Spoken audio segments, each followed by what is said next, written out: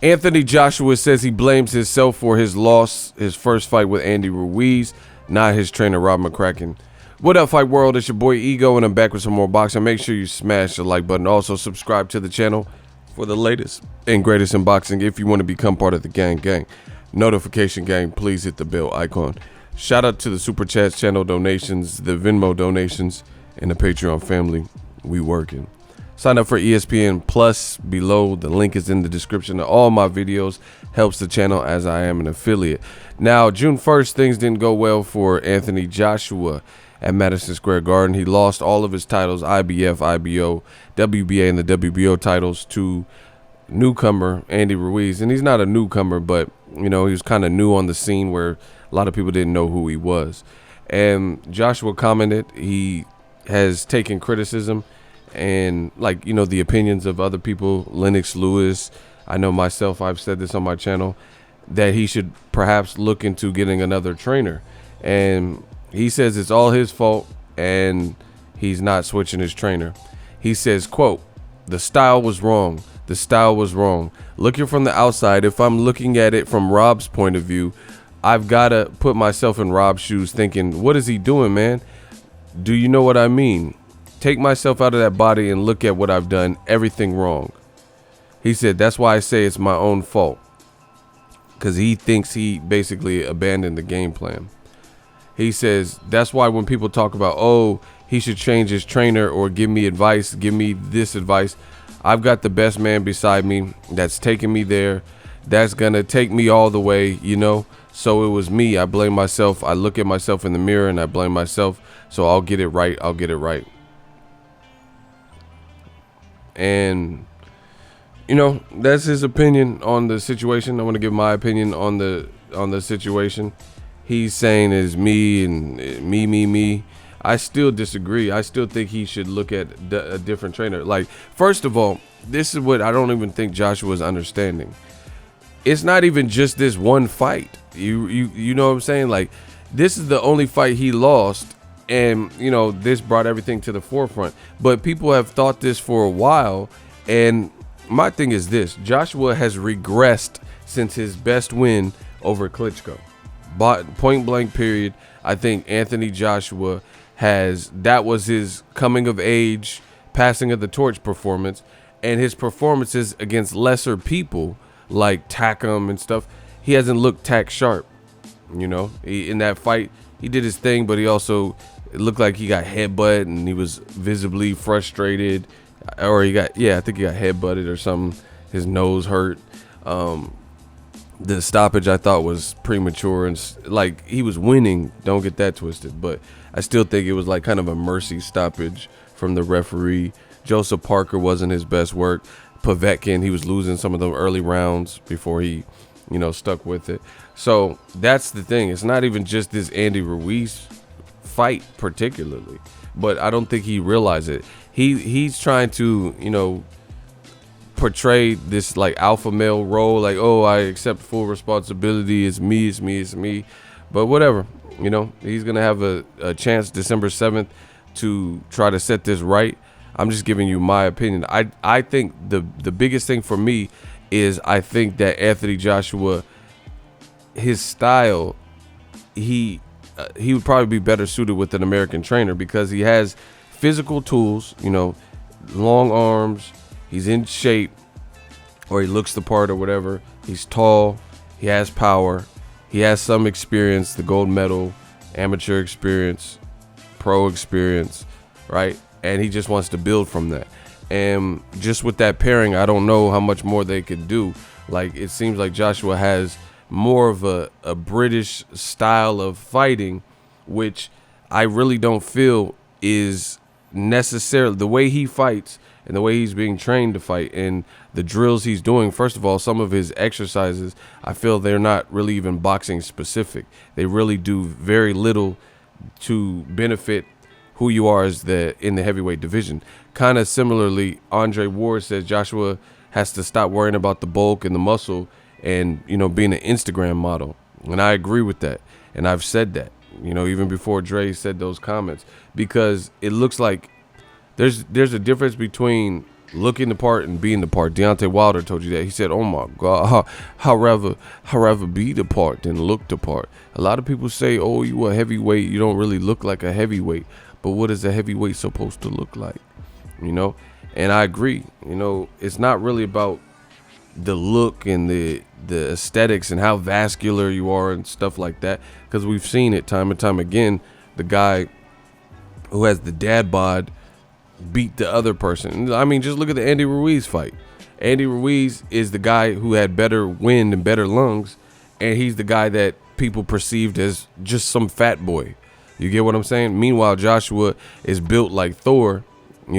He built like Luke Cage, and he's the one getting dropped, and he's the one that looks like he has stamina issues. So I think there's something there in the training. This is my personal opinion. And Joshua, I think, is too stubborn, so he's gonna go his own way. And I think he's also doing it to spite Lennox Lewis. Lennox Lewis was one of the first people to bring this up, publicly with a big name and stuff like that, and suggest it. So he's kind of just going against the grain. Joshua, I think, is sub 30. He's under 30 years old, barely.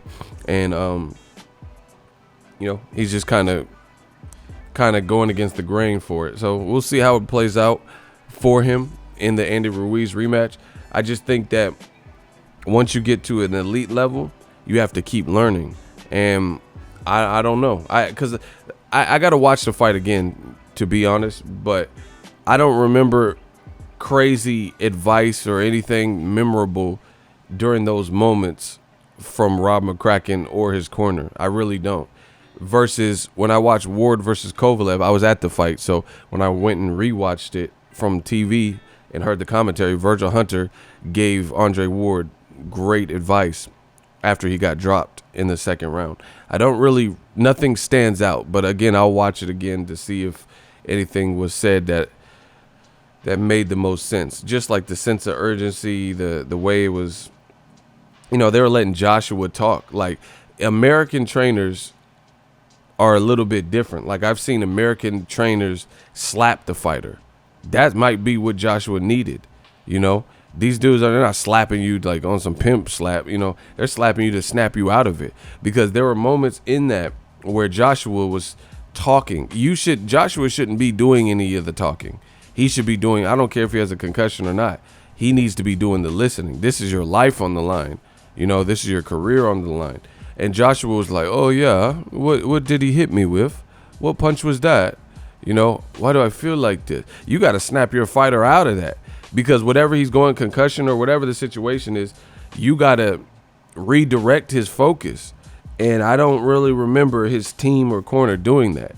And against a style like Andy Ruiz, I think that could be deadly. I'm not saying Joshua doesn't have a chance, but Joshua is in there with a guy who's confident, especially now, has hand speed, and just has a style that I don't know if he's really prepared for in 4 or 5 months of, doing it over, a mulligan.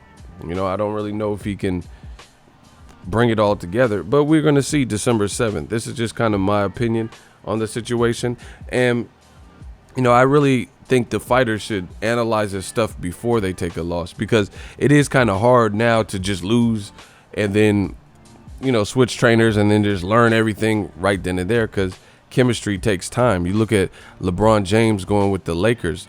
It's not like they just had the first season and took it all the way and won the finals. They have to get their chemistry and synergy together. So at this point, maybe this is a decision that he should have already made if he was going to make it. So he might, at age 29, he might just ride it all out. So he might be right in that regard, because you can't really teach a old dog new tricks. This is what you've been doing for the 90% of your career. Then is a new trainer going to be effective? I don't know. But to me, I just think Joshua's attitude towards it is narrow-minded. This is your career. This is your legacy. You are atop of the division and being linked to fight Wilder and Tyson Fury. And if you lose again, that thing is going to be an afterthought. And I just feel like if that was on the line, me personally, I would probably be a bit more receptive to what Lennox Lewis and different people, not calling him a clown, but be receptive to the message. You get what I'm saying? And you got to put your pride aside. You got to put the stubbornness aside sometimes and just hear what people are saying. I don't think people are saying this to taunt, maim, or insult Joshua, but he seems almost sensitive in that regard, where he's like, yeah, I did feel Lennox was bullying me. Like, I don't think he's saying it to bully you. He's saying it because he's been there, you know. But Joshua, you know, he's his own man, and he's taking it like he's always on my case, and he never called me. Klitschko, he called me and said, hey, how are you doing? But Lennox, he didn't. I mean, it doesn't matter. Lennox Lewis is a legend. He got shit to do. He's saying his opinion via interviews, but that doesn't make it less than because it's something you don't want to hear, you know? So Joshua, in my opinion, needs to learn how to take criticism, you know? Because sometimes the criticism, when it's coming from multiple people and they're telling you about yourself, sometimes it's warranted. If like, just picture, I'll give you guys a quick analogy. If you had 4 different girlfriends over the last decade and all of them complained about your temper, maybe you do have anger issues. You know, why would 4 different random women that you've been with all complain about your temper if there was no real problem there? You know, and they don't even know each other. It's not like they're all in cahoots or friends. They're all 4 random girls at different times and different times of your life, and they all complain about your temper. You know, maybe there's something there. Maybe it's not them. Maybe it's you. And you got to be receptive to that. Put the foolish pride aside. And, you know, now we'll see what happens. He's keeping the same team, and he's going to ride the wave. And if he wins, he wins. If he loses, he loses, I guess. Let me know what you guys think. Drop your thoughts in the comment section. We working. So if you enjoyed this video and want more content like this on the channel, you can show your appreciation by going to the PayPal donate button or the YouTube support button, and you can donate any amount that you feel is equivalent to the value of this video. Much more to come. Thank you guys for your support. Boxing Ego, the future of boxing.